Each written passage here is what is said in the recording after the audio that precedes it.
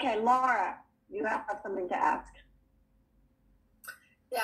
Hi, Marianne. It's really nice to talk to you. I met you in Dublin back in 2000, back in 2008. I remember you talking about the wave and how we're all part of we're all waves in the same ocean, and that really stuck with me. I've always thought about that.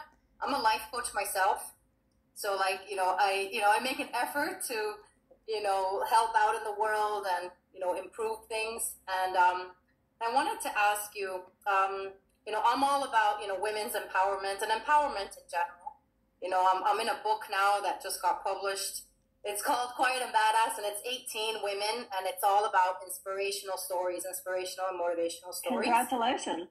Thank you. Thank you so much. We became Amazon bestsellers like the same day, which was amazing. Congratulations. Australia, Canada, and the US, and women in business. Oh, yeah. I'm so happy for you. Thank you. Thank you so much. Thank you so much. And so I wanted to ask you about the masculine and the feminine energies right now, right? Because the way that I see it, the masculine energies have been dominating the world, for a long time.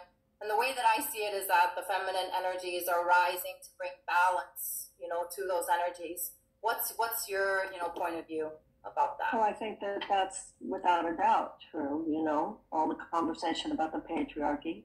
Yeah. I think that we've all got masculine and feminine within us. I think for a heterosexual person, if you're a man, you're majoring in masculine, minoring in feminine, heterosexual woman majoring in feminine, minoring in masculine.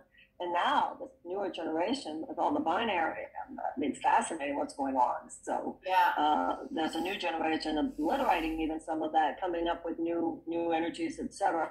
Yeah. There's no doubt about it. I do remember the Australian feminist Germaine Greer saying the opposite of patriarchy is not matriarchy, but fraternity. Right. What we really want is the healthy masculine and the healthy feminine to be balanced in the world. And of course, there was a long time when the voices of women were not even heard. Speaking of Ireland, there's a book I read. Jane, maybe you know the name of it. I read it several years ago. And you would know more than I would. There were all of these insane asylums that were left over from many, many years ago in Ireland. Do you know what I'm talking about?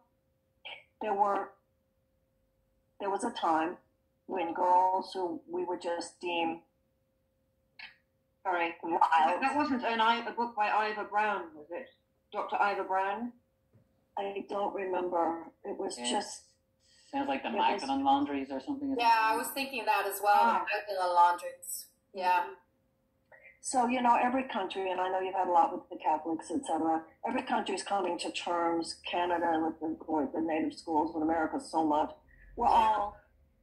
It's coming up from the bottom of things. We heal spiritually the same way we heal physically. You have to detox. Stuff has to come up from the bottom in order to be released. So countries are reckoning and reckoning with how certain people have been treated, and part of that has to do with how women have been treated because of systems, and also how children have been treated. Because in times when women did not have a voice in the public, they not only were not speaking up for each other and for themselves, but also not speaking up for children. A lot of women in the Middle East, issues of male domination, issues of things like what's happening to the women in Iran, Saudi Arabia, Afghanistan, what's happening with honor killings. I mean, the issues of women, it's huge what's happening all over the world. But once again, all of us, no one of us is, I see Ireland has a very dark past, And so if you're in Ireland, if you're an Irish citizen, that's part of your work to be part of the karmic reckoning of Ireland. Just like for me, I feel a deep thing about America's racial history, Native Americans, corporate domination, etc. It's our assignment. You see wherever you are as part of your assignment. Right. So right now, the work that you've done, Laura, has been on a personal, and obviously a lot of my work has been personal transformation as well. But you know what I'm seeing in my life, and I'm seeing it even since, there used to be in my work, there was the spiritual types who would say, I really love her. I just wish she wouldn't talk about politics.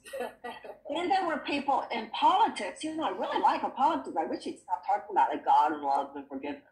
Yeah. But you know what? The world is changing now. Yeah. I think people understand, for instance, I might be talking about race reparations, and people now understand she's talking about the moral and spiritual healing of the country that's necessary. So I think there's a moment here where it's a big both and coming up. Yeah. And I think women are bringing that to the fore. Like what Emily was saying, I understand about the personal, but don't we have to deal with the other? It is a big both and. There are a lot of hours in the day. And I don't think any one part of us is any more or less important than the other. But if we, according to King and Gandhi, we have to do the personal work first. And also when you do the personal work first, you begin to see the sins of your nation in a different way. Uh-huh. Other generations, all that a country is a group of people. Exactly. And I think when we can begin to talk to people about the political issues from a place of our own compassion and deeper understanding, we will have a greater possibility and opportunity of helping to change other people's hearts and minds. Yeah. Yeah, that's great. So what you need to remember about your bestseller, congratulations. Thank you. Is just don't allow yourself to be lured into the capitalist nonsense that would have you think that that's the end of it, that the whole point was that the end goal is to get money and power. No, money and power are means to an end. Yeah. You are now a best-selling author.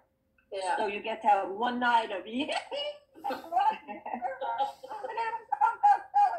have one night. Maybe this room would say you could have a week. And then you ask your God, she said, yeah, I love that, Leslie. So then you ask God, how can this be a purge? Yeah. Because you will now, from now on, your name will have best-selling author after it. Yes. What are the ways in which any influence I might have might be used? And also, the issue of women in history in Ireland, all of that. Yeah. So I think for me, and I think Jane, I know we have a time constraint here, but I think that I hope what we accomplished here today is to create a safe space among ourselves, to let some conversations come up that we're all almosting, as James Joyce would say, but that we just sort of don't have a container for. I hope you feel that today we allowed ourselves to co-create among ourselves a container. Democracy is messy. Okay. Human growth is messy. Healing is messy. But if we take all these questions and we do them within a construct of seeking to be the people that God, of our understanding, would have us be, to do what the God of understanding would have us do, knowing that it is meaningful. Our lives are meaningful. Where you live is meaningful. Your sexual identification, your color, all of it, it's meaningful. Yeah. And you start from that. And you ask on any given day how you might be of greater service, then I do believe we will have a miracle, and I do believe we'll have a miracle in time. Yeah, me too. Thank you. Thank you so much, Marianne. That's a wonderful way to wind it up, Marianne. Thank you so much. We're out of time, unfortunately.